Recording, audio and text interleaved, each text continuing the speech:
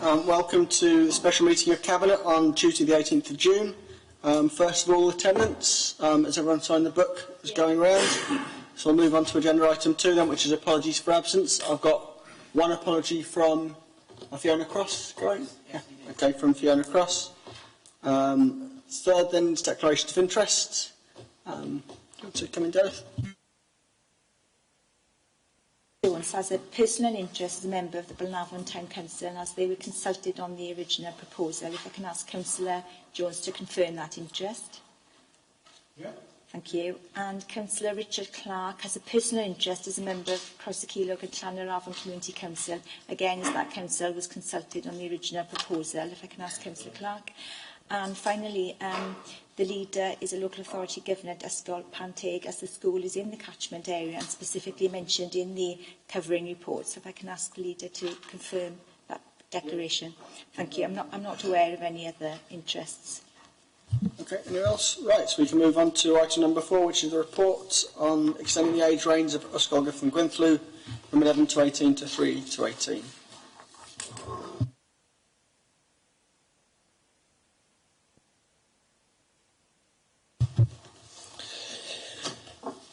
Right, and we're all sitting comfortably.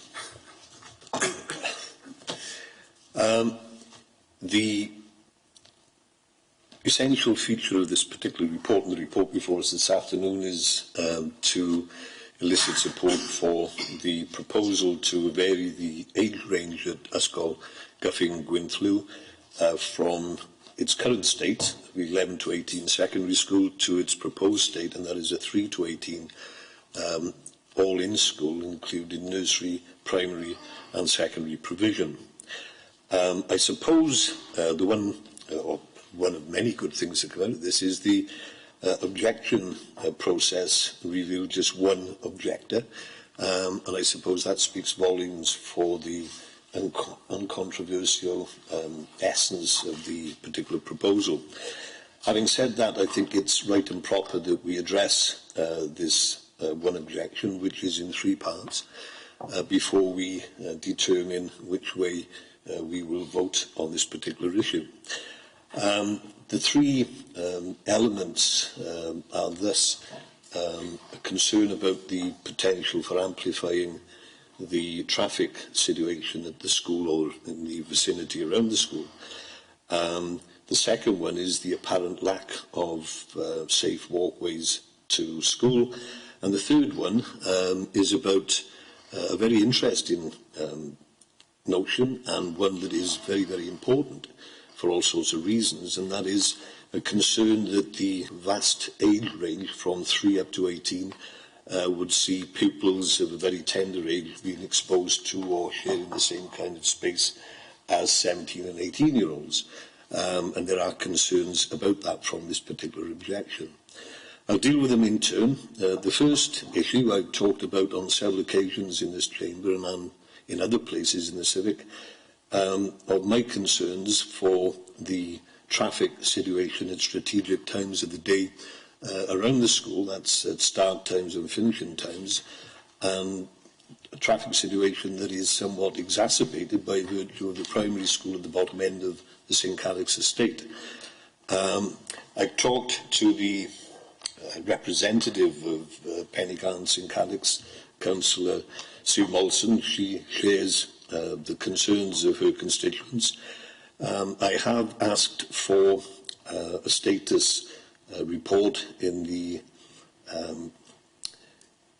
essentially what we're having is a site meeting on Monday next between 2:45 and 3:30, which is the spike moments, if you like.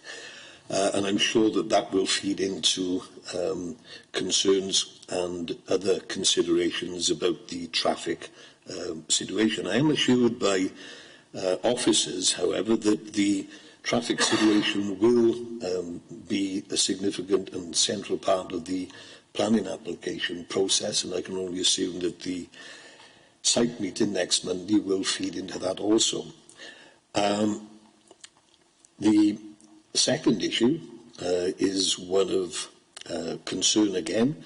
If it were the case, I've been assured by officers that in the event that we can't find safe walks to school, then the council will be responsible for providing appropriate free transport. The final issue is an interesting one, not only for and perhaps not because of the reasons the objector objected. I think that it goes without saying, but I'll say nevertheless that assurances will be given as a priority to parents and pupils alike, but particularly parents of those younger learners, that every effort will be made, and I'm sure that that is a commitment by officers and by myself, to make sure that no pupil is disadvantaged as a consequence of being a member of a school with such a vast age range. That said, I'm glad that this particular issue was raised, because it's a timely reminder that we in Torfaen are moving into a different type of school situation. A 3 to 18 school through school isn't necessarily a common occurrence, and it is one that comes with its own challenges, but challenges I'm sure that can be overcome and progressed, and I believe that this particular system is going to prove dividends in the long run. So, without further ado, I would like to suggest that I will commend this report. I hope that the other Cabinet members around the table will do the same. And it remains only for me to hand over to John Tushenham, who will, as usual, perhaps put some detail into the gaps that I may have left. So, John, over to you. Thank you, Councillor Young. There isn't a great deal of detail to go into in terms of the objection issues. I think Councillor Young's covered those. Just to confirm, traffic impact assessment is a necessary part of the planning application process. In terms of concerns about increasing the volume of traffic, there are ways in which a school can operate that can help to mitigate any issues in the way that they may open, different opening times to different age groups, those kind of things. And there are also possibly things that need to be looked at in terms of highways and traffic calming. So those issues will all have to be considered fully as part of the planning application process. The remainder of the report that's in front of you talks mostly about process. And it's a process that we're quite familiar with, so I don't intend to dwell too much on that. I do want to update you on something that took place after the report was published, and that's we were contacted by the National Association of Schoolmasters Union of Women Teachers representative, who said that he hadn't received details of the consultation because it went to an email address he no longer uses. He has nonetheless provided his union's views, and I committed to provide those to you today, even though they're not in the report. And his position, the union's position, is quite simply that it would not accept compulsory teacher redundancies resulting from the proposal. Now, given this is a proposal for additional provision, I don't really think that that would be an issue that need concern anybody. This is about adding additional Welsh medium provision, so I don't think redundancies is an issue as it would have been if we were talking about closing a provision of any kind. So it's really, if you're minded to approve this, I'll just refer you to section 7, which talks about the next steps. This is a statutory process, and we need to notify people of the decision following today's meeting, and subject to your decision, implement it if that's what you choose to do. Thank you. Thank you, John. Any questions? I've got a few, if that's okay. I didn't want to butt in first, but I will do. I want to take advantage of being in the chair. First of all, are you able to confirm, as it does in the report, the source of capital funding for this proposal? This is a fully funded proposal by Welsh Government, so £6 million investment, fully paid for by Welsh Government as part of its 2050 commitment to increase the number of Welsh speakers in the country. It's one of a number of initiatives around Wales, and they're all starting to gather momentum now. I think the announcement was made end of last year, towards the end of last year. I think it's just worth getting it on the record, because sometimes these things are unfairly reported as a choice between investing in English medium or Welsh medium schools, this proposal will not have any negative impact on our delivery of the 21st Century Schools programme for English medium schools. No, this is in addition to monies that were approved in principle by Welsh Government for Band A and indeed Band B. It's completely new money from a different fund within Welsh Government. That's great. It's just, I believe, and I think we all believe, in trying to build and run excellent schools for pupils in whatever language. And I sometimes get a little, I regret sometimes the tone of the debate about these things elsewhere, where sort of schools are set off against each other. We just want the best for children, whichever language they're educated in. So I can move on to my second question then. On the third of the elements of the objection, about age range issues, have we considered ways in which this would actually be an advantage to have a 3 to 18 system? I know one of the problems we've faced in the past is dealing with a smooth transition from primary to secondary. And if the two sort of units are on the same site, the two aspects are on the same site, have we considered how we could actually help with an even better integration between primary and secondary? This might be our first 3 to 16, but it's not the first in Wales, and it's certainly not the first in the United Kingdom. And transition is often one of the issues that is put forward as a positive. We've got a situation here where there will be a number of feeders into secondary. There will be the primary provision on site, but there will still be primary provision from off site as well. So transition will take on a unique position really here. But it's often said that yes, you remove that break between primary and secondary, or you make it as smooth as possible, and that can be advantageous to some learners, particularly those who are more vulnerable to change and they don't respond particularly well to change. But this is an opportunity really for the school to look at wider aspects of having a broader age range. And again, quite often there's talk about younger students, younger pupils having peers within the school, a much older age group, lead by example. And it's those kind of aspects that we really need the school to investigate and fully exploit as part of this proposal. It really is for the school design, and you'll be aware that we're also at the same time looking at a similar proposal for the Archdiocese of Cardiff. They want a 3 to 16 provision, and we're just in the process of design, and it's the same sort of ethos really, that it makes better sense to them to try this model than the traditional primary and secondary being separate.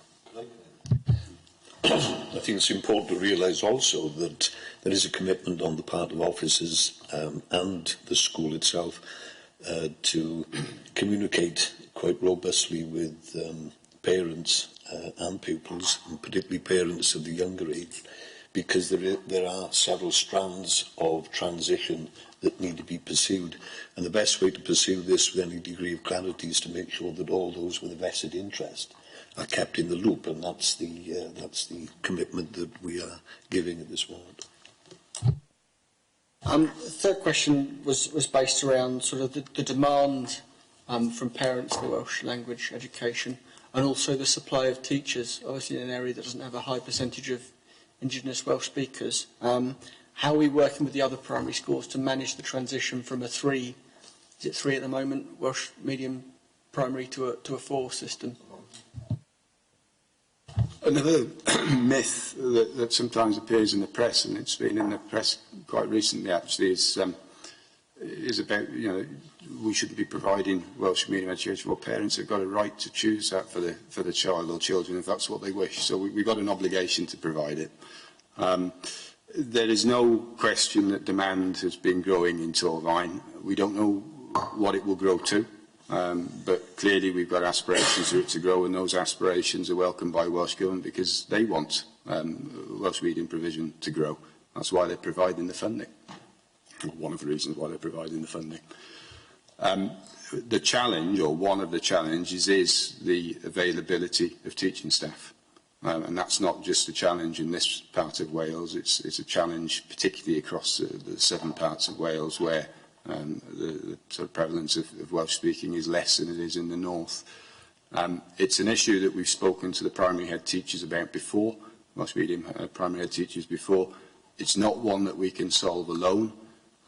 We do need to keep having conversations with Welsh Government about how they grow the cohorts of Welsh medium teaching staff. And it is an area where the schools can work collaboratively and will work collaboratively, I'm sure. I think one of the things I've got to point out that this is a seedling school. So although it opens in or would open in 2 years' time if you support the paper today, this isn't going to switch on fully in 2 years. It's going to take a good number of years to get fully up to speed. It'll grow by year group each year. So we've got more time to work on that. But it is, say, staffing is going to be one of the things that will probably challenge us the most, I'd say. I guess there's not a lack of challenges in doing nothing, because I'm just aware as a governor of Yscol Penteg, for example, we've taken on extra, provisionally for September because of the level of demand. So I guess not doing nothing is not really a viable option. That's exactly right. Doing nothing isn't an option. Last question. You mentioned the things that we can try and do to mitigate the traffic situation.